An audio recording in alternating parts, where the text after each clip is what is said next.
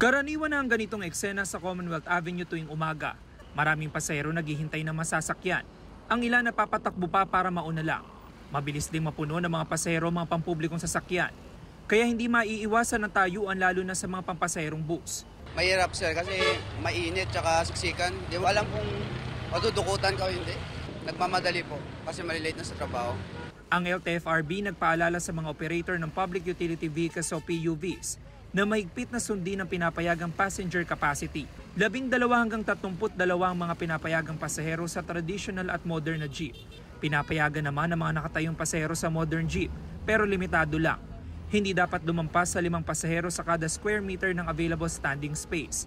Ang pinapayagan namang pasahero sa UV Express, 10 sa regular na van, hanggang 12 naman para sa mga extended na van.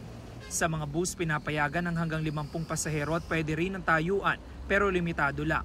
Sa mahabang biyahe, hindi pinapayagan ng mga nakatayong pasahero.